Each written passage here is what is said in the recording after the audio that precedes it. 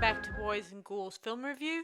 I'm your host, Sarah Stephenson, and this is my co-host, Mike Stephenson.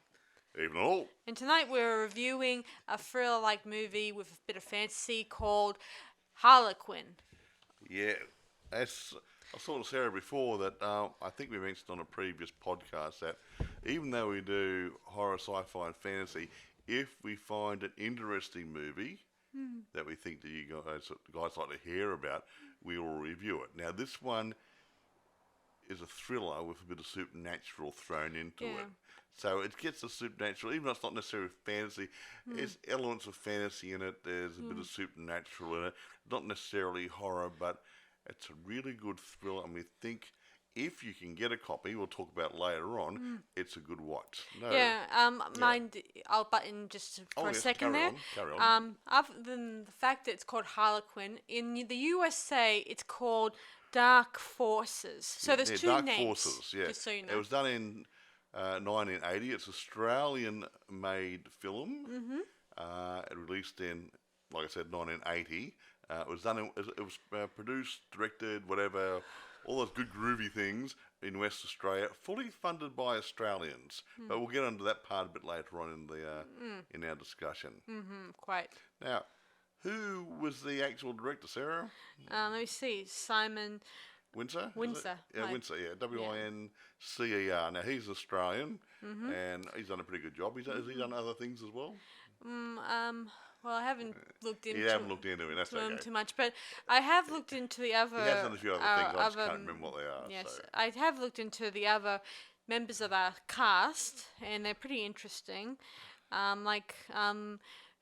leading characters are, let me see, what's his name? Robert Powell. Yes, Robert Powell. He plays our main guy, our hero, anti-hero, whatever you want to call him. He plays a part of a Gregory Wolfe. Now, he is an English actor, and he actually was a second choice role. David Bowie was supposed to play this role, but I think his management team got a little bit nervous about the movie, so they decided not to proceed with it. Yeah, I'll explain why he was second choice and why. But wait a minute, I want to mention another another guy. There's another guy there, Broderick Crawford. He plays head nasty guy, I suppose. A guy called Doc Whelan is a character. He's an American. But Orson Welles was the first consideration, but Orson Welles wanted too much money for it. He wanted something like $80,000 a week back in those days, and they said that's ridiculous, so Orson lost out and Broderick Crawford got it. Yeah. But apart from that, we had a couple of English people, an American or two, and a few Australians thrown in. So, one of our leading ladies in this movie is named Carmen Duncan. She's a fine Australian actress. Yes, and she plays Sandra. What's her last name? Sandra. No, Sandy. Actually, it says Sandra in the credits in the movie. Well, I don't know why they said. Well, Sandy's short for Sandra, so it's okay. Anyway, we're digressing. This centers around a political guy. Was he an ambassador or something, and they moved into the ladder or something? Yes. Anyway, and he's a guy called Nick Rast. Now, Rast, R-A-S-T, is Tsar, spelled backwards. Yes. And so this movie is inspired by real events that took place many, many years ago. Yeah, with Rasputin, the Mad Monk, and that sort of thing, and the Romanov family, and that would have been in Russia. So it was the idea and the themes were taken out of that, and the main good guy here who's trying to help everybody is a bit like Rasputin, but I think Rasputin was actually not a very nice man all the way around, so our guy's a bit better than that. Yeah, I'll talk more about him just after we discuss the film. Yeah. I mean, if I talk about his life story, it will be drifting away from the actual movie. So I'll explain more about him after we discuss this movie. As we go through, trip. Yes, so let's begin our summary of this movie.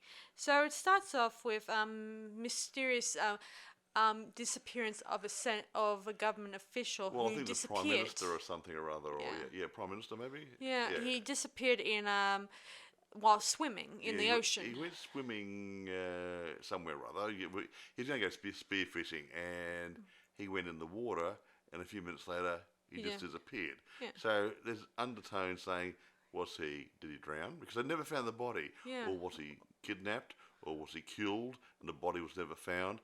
No one knows. But we get the impression through the movie, from what the naughty guys are saying, the bad guys are saying, that we got him out of the way to make space for Nick and his Nick Rast guy to take his place, because he was a good-looking man, nice personality, but very weak. So they'll be able to control him like a puppet. Say, okay, say these words, do these things. Yes. So as we're going on in this movie, while he's entertaining the media, his son who's diagnosed for leukemia. He's got leukemia, yeah. And he's only a young boy, what, around 10? Yeah, looks about like 10 or 9 or 8. Yeah, I'm not he's a sure. young boy. He's in stage 4 or something. He's not very good. He's coughing up blood and stuff. Yeah, and it's really sad to watch. And somehow he meets this clown at his birthday party, and he does some interesting things at the that pretty much ordinary stuff you imagine with a clown and a magician. But he wasn't just a clown, was he? And then later that night, he somehow is slowly probably going to be soon be dead. Yeah, little boy's coughing up blood and stuff. Yes, and his mother calls the doctor in, and he says it's a hopeless case. Yeah, let him die. Yeah, yes. That's not a nice thing to say to your mother. And I'll take a moment to talk about Nick and Sandra's relationship. Their relationship is on the rocks. So wasn't never a great marriage. I mean, it was a marriage of convenience. She was from an ambassador's family and had position, and he was trying to be an up-and-coming political guy. Yeah. And it was a marriage of convenience. So he was having affairs with his secretary or press or whatever, the receptionist or... Yeah, so anyway, she's grieving over this, considering that her son is the only thing that matters to her. The only love she has to life is between her and her son, which is sad. Yes, and suddenly... we hear a clap of thunder and maybe a bit of other weird things, and we see the very clown now looking clean and looking really sharp in a new nice costume. That Robert Powell doesn't cut a mean figure. He cuts a mean figure. He looks pretty damn good. Yeah. So a Bowie lookalike, and that's that sort of style. Yeah, he has some interesting costumes in this movie, I might add, which does kind of makes you wonder why David Bowie would have turned away from this role. These management team decided they weren't very sure on the deal, so don't worry about it. So anyway, he comes, he heals Alex, and the doctors, they're baffled by this case. But they keep saying it's a fake. He's not really better, even though the little kid's running around eating, getting energy, and yes, and they keep thinking that this is just power of the mind, or just short-lived remission. He's going to die soon, but he just keeps getting stronger and better all the way through the movie. So I have never seen anybody with stage 4 cancer get that good in that short a time. But then again, doctors, Dad. Sometimes I've watched Unsolved Mysteries and Ripley's Believe It or Not, and there's a lot of cases out there that don't explain how a person could get well under different types of treatment. Doctors don't know it all, folks. Yeah, most of the time. And sometimes they don't look very good either. They just, near enough's good enough. Yeah, they think all manner of things. They have logical minds, but they just don't really. Yeah, exactly right. So even most of the cases you find are unbelievable, but some of the stuff there is still being used today, and they still don't believe it most of the time. I know, but we won't go into that. But again, I won't get into that. It's too long. We're talking about the story, not medical practices in general. True. Yeah. So anyway, the mother grows drawn to this Gregory Wolf. Because he is hot, honestly. He is good looking, and I admit that she falls in love with him and starts developing strong feelings for him, and somehow he becomes a what's the word for describing a guy he was not a gigolo. No, I didn't say that. I was going to say that he was going to be a sort of a surrogate father to, or a bit of a surrogate father because his real father was just never there. So and he was sort of building a relationship with the little boy's mother and the little boy, and he was like Yeah. he had the father that he never had, and the husband he never Which it had. Yeah. Quite. Yeah. Anyway, as we progress on, he suddenly starts teaching. Gregory starts teaching Alex some interesting things like magic and perception of the world as well. Yeah, a little bit of a wider perspective of the world. Grow his brain a bit. Yeah, he's sort of training him to be an apprentice or something. When I think about the Sorcerer's Apprentice. That's a great name for a cartoon of Mickey Mouse or something, isn't it? Oh no, sorry, that's been done. Yeah, hasn't so it? he kind of shows him a lot of weird, unusual things that are unbelievable, and Nick remains skeptic and doesn't believe anything that this wolf is doing. Yeah, and even though he sees it happening, and he can't explain it, says, "Oh, it's a lot of crap." Yeah. Pardon the language, Yeah, folks. and But, even though his wife keeps saying, "Let's take our son to a doctor and see for ourselves if he's all better." But no one bothered.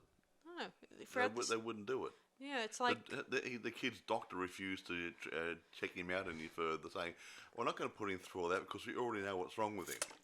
Yeah. But if he is getting better, Yes. I don't want to go all religious on you, but it's just like when Jesus walked around 2,000 years ago and said, "Hey, I did a miracle," and no one believed him, and he said, "Go and show yourself to the rabbis in the synagogue and say, yeah, you were blind or you were lame before, and now you are better. Show yourself," because the rabbis were like doctors as well. But no one bothered to check this little boy. No. They said, "No, you're not better." Yeah, they think that well, they said the charts were there, hinting that he still has leukemia, and they falsified all the records like they did the other bit we'll talk about later. Yes. They said, "Oh, he is not really better, and these are all the things which are really going on, and he's going to die, and it's all fake." Well, but what it necessarily wasn't. Yeah. It So wasn't. Nick gets a little jealous, and after a couple of horrible tips from his political party, I should say. Yeah, they told him to dump his ex-girlfriend Zoe and try to get back into getting a sensible marriage. With his wife. I call the head guy the puppet master because that's what he was, wasn't Yeah, he technically held all the strings, and whenever he said something, Nick would practically go ahead and do it. Yes, sir, no, sir. Yeah. How high do you want me to jump? He had Bobby Crawford exactly. played a really nasty sort of, a bit like a criminal. He had elements of mafia thrown in there, like a don. You're going to do what you're told, otherwise you're going to disappear. Yeah. That sort of thing. And you go, "Ooh, okay.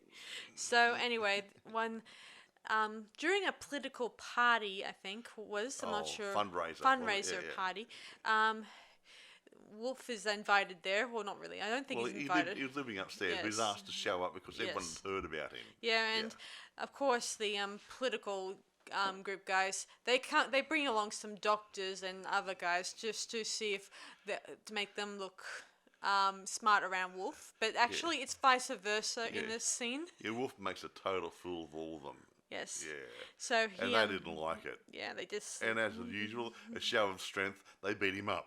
Oh, Peachy. Well, that's before that even occurs in the movie. Okay. Well, before that sort of thing happens, he's approached by this lady. Well, an old girl. Yes, an old lady who has an abscess tooth, I think it was. Yeah. And she wants to see if she can do the same thing with Alex, with her, to fix it up. So what he's doing, he puts his hands on her cheek, and then he gradually draws the pain away, and you see this little lump moving down the side of her neck and then across his shoulder, and he's taking it down through her arm, brings it right down to her fingertip. He's saying, she's saying, "Well, it's sore there, but it's not sore in my mouth anymore." And everyone's saying, "Oh, it's mind.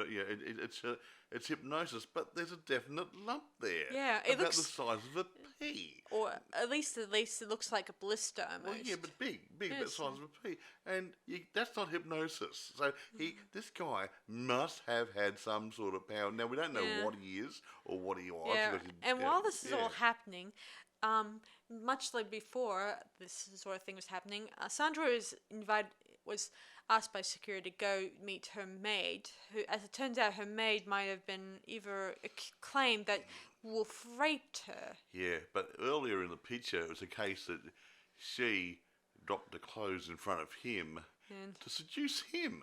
yeah, but then again, he had had that look in his face that hints that he had something up his sleeve, sort of thing. It wasn't the thing up his sleeve was the problem, was he got raped.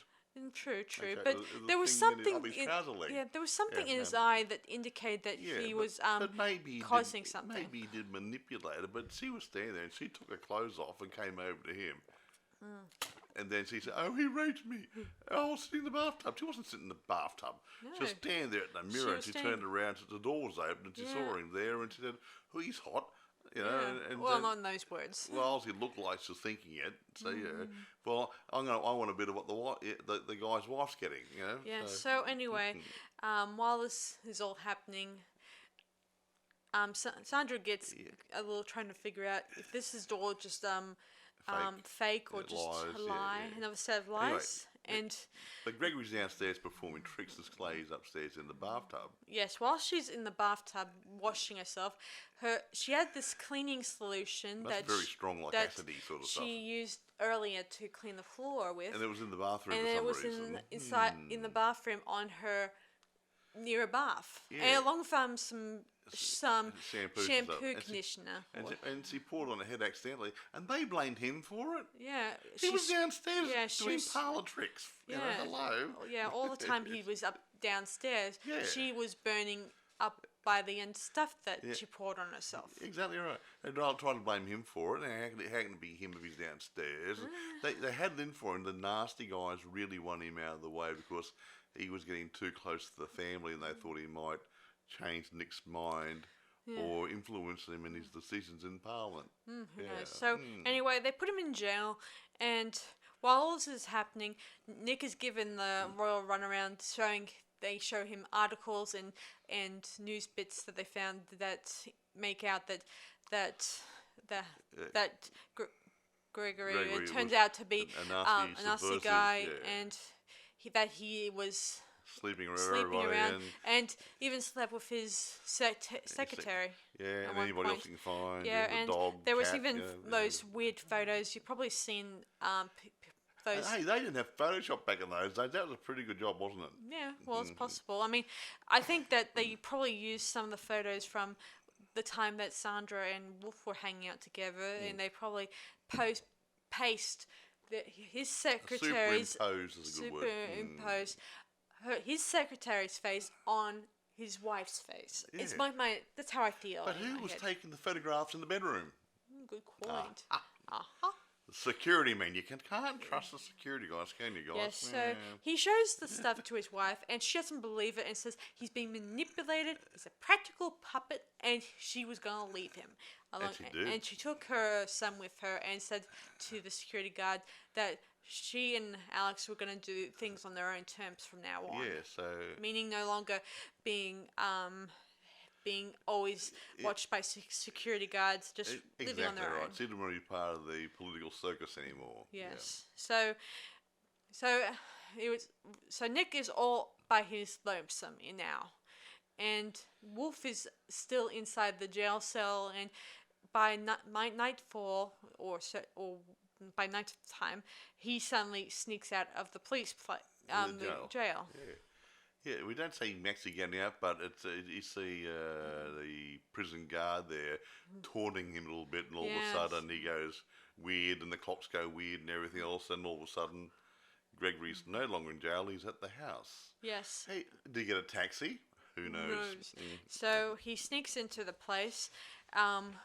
His security guard who lives there with him, he's a little confused and baffled how he enters. And he was there 1 minute at the front, next minute he's inside the house. Yeah. But it looked like he's still outside at the same time. Yeah, all the while looking at his security cameras, trying to piece together how can he be in two places at once. And by the time he silently sneaks into Nick's office, and well, he's dressed in another awesome costume. Yeah, a real Harlequin outfit. Yeah, the little, the nice things you get metally and stuff. Very pretty. Very cool. And wearing a mask. David Bowie would have really looked good. He would have been striking. Very nice. Yes, he's worn some interesting gear in this one, including at the party. He looked like a cross between a lion tamer and a singer. Oh yeah, he had his black leather gear on. Ghouls, you'd like him. Really good. Yes. Yeah, really good. So I'm like, And he's not a bad body either. He's not built like me. I'm severely overweight. He had a really nice bod, black thought he- leather, tight. Yeah, looked good. I thought his hair was nice. Yeah, it looked a bit like I said. When they couldn't find David Bowie, they found a guy similar in Similar build, proportions similar and similar looks. proportions. Yeah, not a twin or anything, but the same sort of character and stuff. Yeah, and he kind of yeah. pulled it off playing. Oh, he did. He did an exceptional job. Yes. So he runs into Nick, tells him, guess what, that talks about how he's a Harlequin type of character, and he explains what Harlequin is all about. On stage. And Harlequin is on stage there, and only the audience can see the Harlequin. And the Harlequin might interact with the audience saying, and this is going to do this, and that's going to do that, and whatever, and this, and relate some of the plot as it's unfolding, but the people on stage can't see the Harlequin. I think that's what he said. Yeah. So Gregory tries to sit down with him and tells about how more about the disappearance of a man whom at the beginning. Yeah, the guy, of the movie. the prime minister who disappeared, and he Yeah. and he tried to explain to him. He says, what's really going on around him, and Nick Rast is still in denial. He said, look, open your eyes. I've been trying to open your eyes. I want you to think for yourself. That's all he said he was there for. I don't want to corrupt you. I don't want to change it. I just want you to open your eyes and see what's happening around you. You were being manipulated. Yes. And everything's happening around you for a reason. All the time he's in denial. He shows him a bit of power that you cannot explain. Well, outside the realms of fantasy. Exactly. Very good. He's either very good hypnotist, or he's really got some power. Yes, and because there's some things like a bit later on you go, okay. Yes, so he then tells him that he has to make a choice. You know, either listen to his advice, make him part of his political team, be an advisor for him, or listen to the other wizards and manipulators he called the other nasty guy and his guys wizards. Yes. So implying that they were not dissimilar, they were controlling things in manipulating people and events to make sure things happen in a particular fashion, just like Harry Potter. Yeah. Yes. Oh, there you go. Shades of Harry Potter. Yes. And while Nick still refuses and thinks he's evil and everything, even though I keep thinking Harlequin seems like a mixture of twisted. Yeah, he's either he's either the good bad guy or a bad good guy. He's in that what film noir sort of stuff we like watching the old movies, because they were a bit of a dark thingy where the roles were a little bit blurred. Is he a good bad guy or a bad good guy? And because after all, he slept with his wife. Yeah. He healed his son with no strings attached. Yeah, no strings attached. And yet he is trying to get him to... he's trying to save this guy's career and his self-image and his dignity and everything by making him take control of his life. Yes. So is that a bad man or a good man? That's an interesting quote. But hey, and the wife was after him. He wasn't after the guy's wife. She sort of says, I want you. I love you. And what's a fella supposed to do when a good-looking female says, I love you, and throws herself at your feet? Honestly, guys, I know what I'd do. But I'm married, though, and I'm a bit older than that. But yeah, so carry on. he then gets Gregory to go into the kitchen to get him a drink of water, Nick, obviously. And well, it's coerced. Yes. Yeah. And his the guys who are outside who try to get him to get Gregory into the kitchen so he can be shooting. Yeah, they had this rifle there for a scope on it, and they shot him. Okay, this is the interesting part. They shot him with a high-powered rifle, about 3 or 4 times. Yes. Straight through the back, out through the chest. One would have been enough. And this guy, no, he had 3 or 4 bullets put in him, and he fell on the ground. Yeah.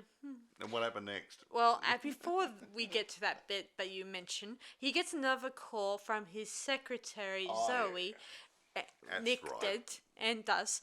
And he asks her flat out, why didn't you tell me that you slept with Wolf or and all that? But she says she never slept with him, never even met him.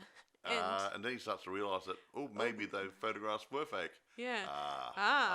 Yeah. Then he starts to realise that even Gregory Wolf was said, telling the truth. Yeah, even Wolf says, use your head and all that stuff. Even this stuff you hear a lot on the news. This stuff is the oldest trick in the book. You know, in political things, Fake photographs, fake paperwork, fake everything else, and to manipulate people. It happens all the time. Yes, this is nothing new under the.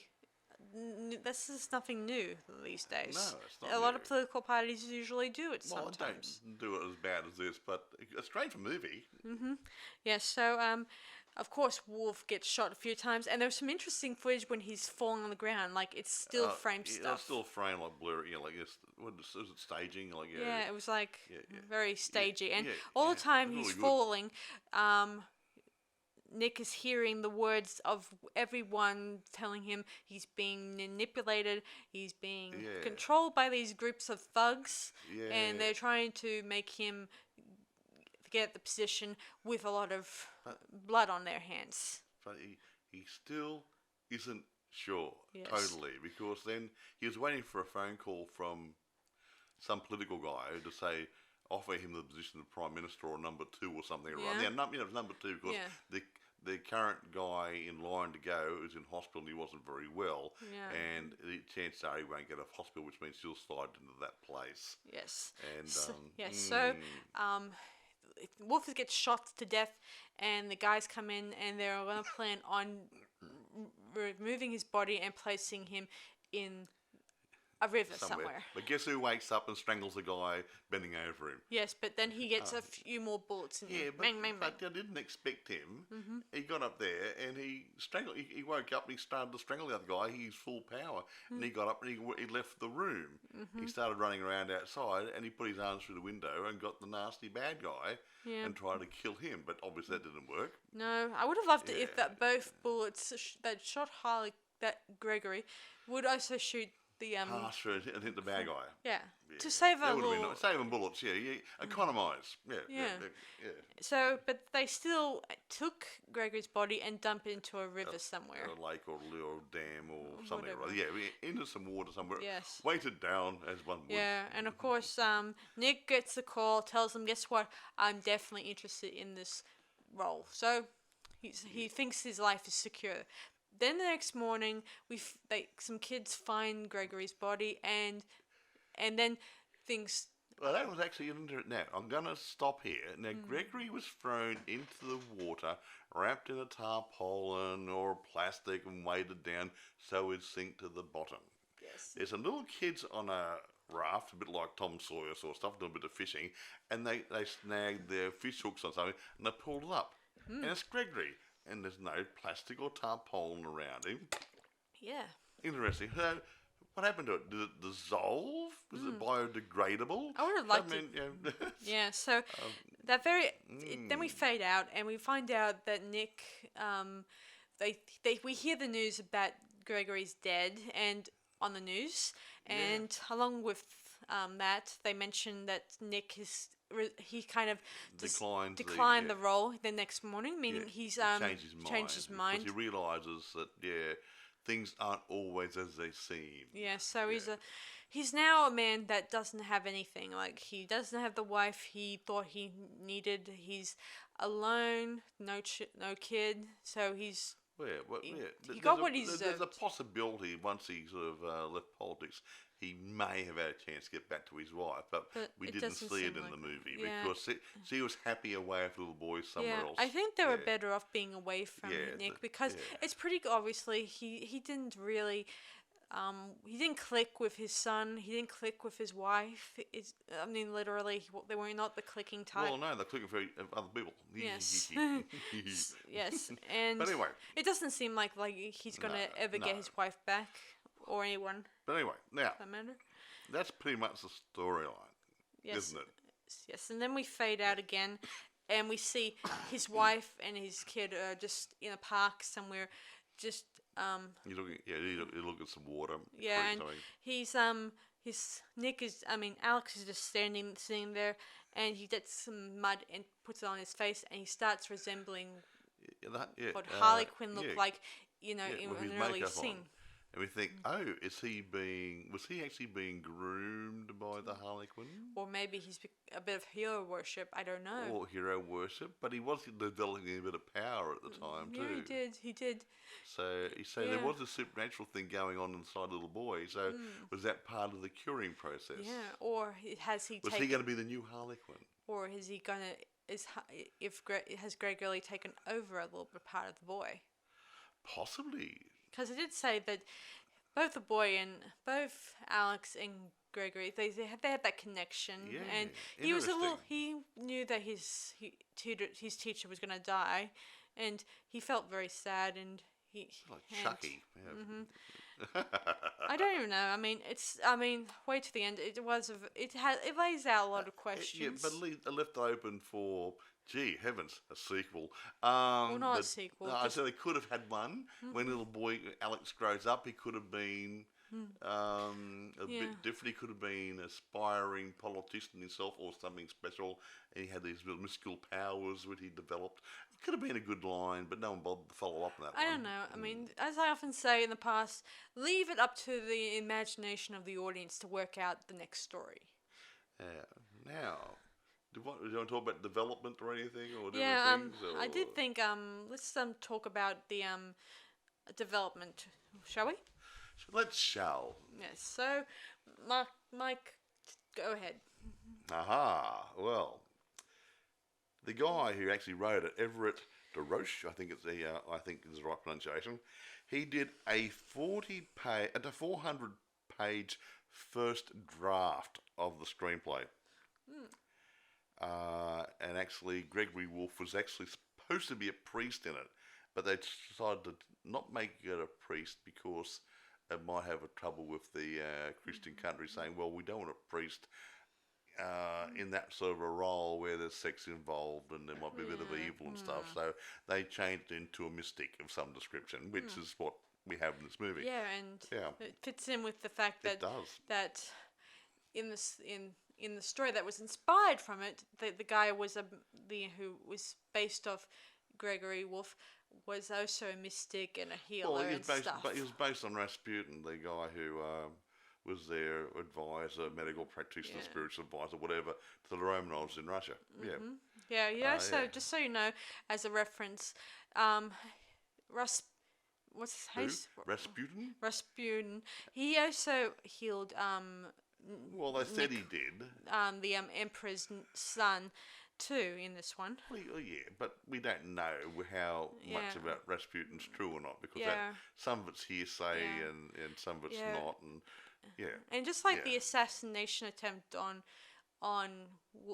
Wolfe, I think Rasputin was assassinated, wasn't he? Yeah, he was assassinated by nobles. He was getting too much power. Who assumed that he was gaining too much power over the emperor. And bit of history there for you, folks. Hey, a lot of history there. I think Hammer made a movie about Rasputin the Mad Monk too, so that could be worthwhile doing a review on one day too. So go on about the development. Not too much to say, but they did that, and the original script. This is done in Australia, and they sent it to some writers over in America to do some rewrites on it. Because I think Everett DeRoche was not available to do the rewrites. I see. So when it came back from America, even though it was good, he would have preferred it if the Everett guy, DeRoche, did it, because it may have been a slightly better script. Now, I don't think it was a bad script. I think it worked, had good continuity. It was a good storyline, and it worked, and the people's lines came over believable and natural. So it wasn't a bad script. True. I don't think so anyway. Now, casting, we went on David Bowie, was supposed to be the lead, and he didn't want it. And Orson Welles was going to do the other guy. Now, we get back into it. We had all the main actors, apart from the wife, were English or American. Well, actually, I think the little boy who plays Alex was also Australian too. I'm talking about the main adult actors. I know. I'm just telling you. You said all the main characters. There are a few other than Powell, he was English. Marcus Spain, who plays Alex, was also Australian too. Well, I'm talking about the kid actor. He's to me, he's a bit actor. The main stories around Harlequin and the political guys. They look at Robert Powell was English. David Hemmings, who played Nick Rast, he was English. Roderick Crawford, American. So the three main actors were non-Australians, and it was an Australian production funded by Australians. So why do we need to go and get people from overseas to fill these roles when we had very competent actors in Australia? I wonder. And here's something which has come up here and there. When they actually did the movie, if no one but a selected few are going to pick up on this, they tried to Americanise it. Hear that, guys? Just little things, but subtle. Like they referred to, he's going to be the next governor, he's governor or something or other. We Senator. don't have governors in Australia. Senator. No, they mentioned governor at one stage in one of the scenes. We don't have governors here. You see? You have governors in America. They had somebody, they probably Crawford, an American, obviously, but they said somebody else was overdubbed to give American accent. I didn't see it. But yeah, they tried to make it appealing to Americans by changing it, but it was fully funded by Australia. Why did we care? As Americans like Australian movies. Why would we change it? Why do we go on out a limb? We could have actually made the movie worse by changing it. If it had been more natural as an Australian production with Australian people, maybe English, because we are Australian English sort of, more so than American Australian. So yeah, I don't know. I can't see why they did it. Me neither. So anyway, go on about so it was funded by Australia. West Australia Film Crowd, whatever it's called now, I can't remember what it's called. They've changed all the names nowadays. And the Australian Film Commission, it was called back in those days, which is now Screen Australia, and some other people put money towards it, all local money. It was homegrown. It was great to see a movie of this quality being made in Australia and on the West Coast, not the East Coast.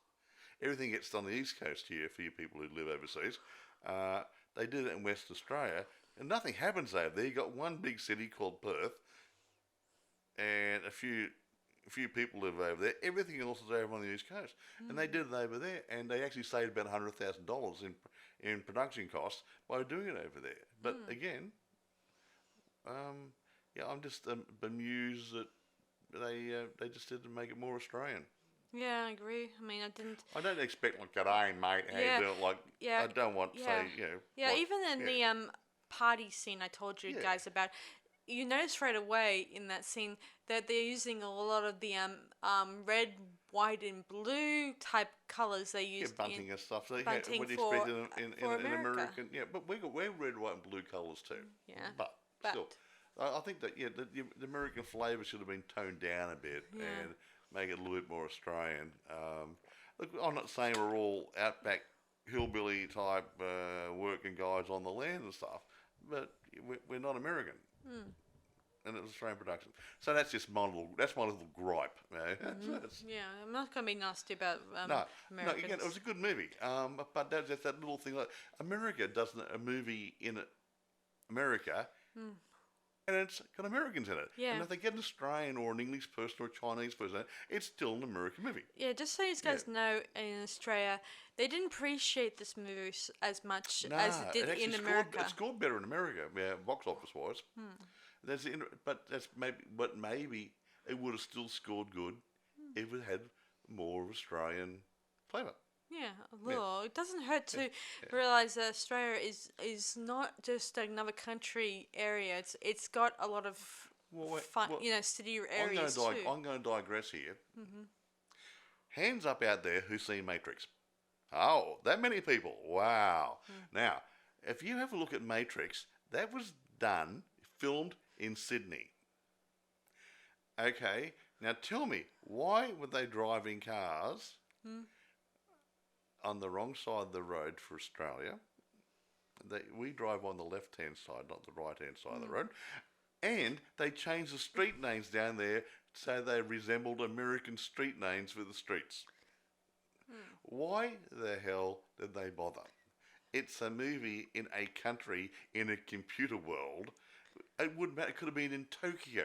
It could have been in Rome. It could have been anywhere it liked. Why did it have to make it look like America? It was made in Australia. It might have been made by Fox Studios, which is American, obviously.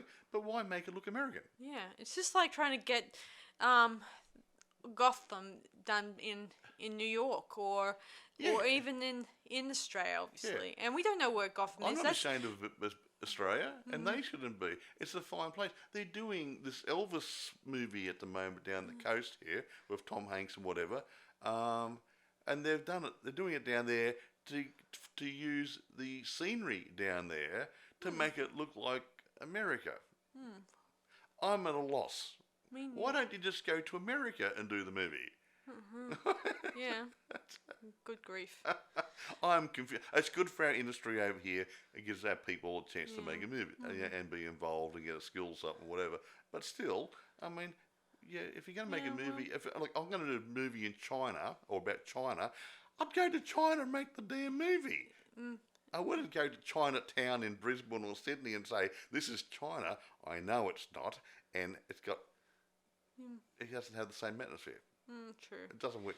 Yeah, It doesn't work for but me. then again, it could be just expenses wise that they think about mostly. Make sure that it's just like we discussed just in our last podcast episode, how people would film in Prague to film English settings. Well, yeah. We didn't do a podcast of this, but when you get movies, say like what the movie we mentioned, the League of Extraordinary Gentlemen. Yes. That's a good movie. Now, they did shots of old England. Now, they were done in Prague because England doesn't look like that anymore, and the old sections of Prague still have the old buildings and cobblestones, whatever, and they use those streets and buildings. They, and that's different. They're trying to capture an image that they can't get in their own country, so they've had to go somewhere else to get them. That's different. True. But they didn't say, we're going to Prague, we're going to make it America or something. Or True. It just doesn't work. Yeah, so anyway, that's my little soapboxing bit for tonight. Yeah, so it's kind of interesting, this movie. I was a little upset that people don't take too much pride in making an Australian movie. If it was, even if it was filmed here, they should take a little bit more pride in consideration that Australia is more an advanced country instead of just keep assuming that we live in the we out are and back coming of age. I mean, our early inroads into making films were, I wouldn't say bad.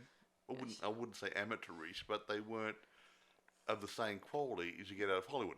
They've been doing it for years and years and years, and they've honed their skills. They've got the equipment, they've got the soundstage, they've got everything they need. But even some of our early movies going back, say, 20, 30, 40 years ago, they're still good.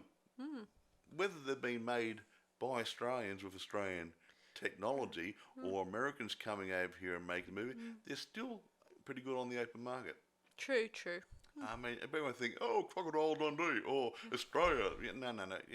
There's lots of other movies coming out of Australia. Yeah, I mean, I can count a lot of movies that have been done here, and no one has probably even bothered to look into the location side. They probably think it's in America, no questions asked. Or when you get the fancy sort of stuff like Pirates of the Caribbean, I don't know if all of them have been done in Australia, but at least one of them I'm aware of was just down, say, about 15 kilometres from where I'm living. They did one of the movies down here, and they used an area there, and they did the filming there. It was great.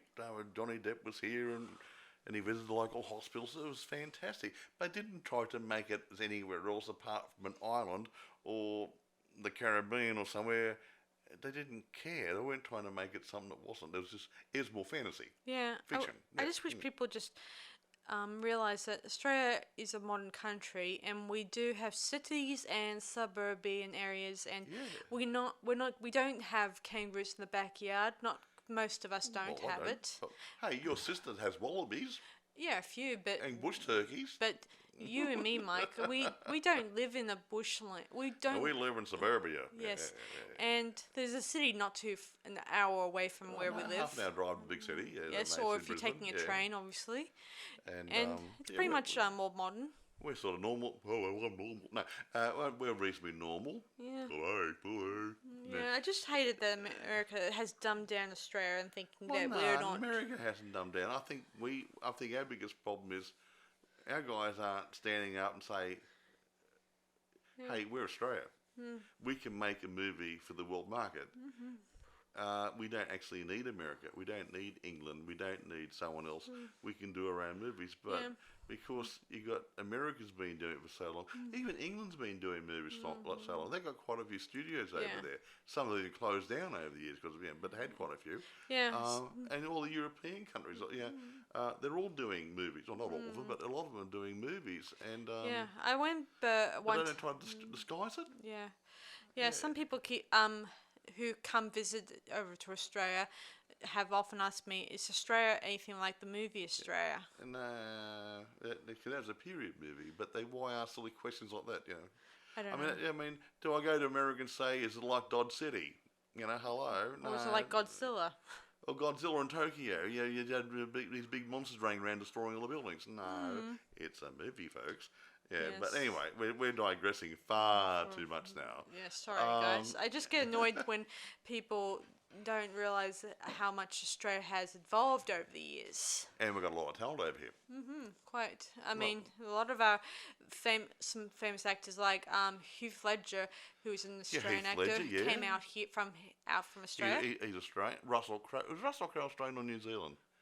I can't remember. But Mel Gibson, he I don't know where he originally came from, but when he was growing up in Sydney. We got a lot of good actors. And Anthony LaPaglia, he was a Sydney or Melbourne. He came out from Australia to America, and he was working over there. They've got brilliant actors here.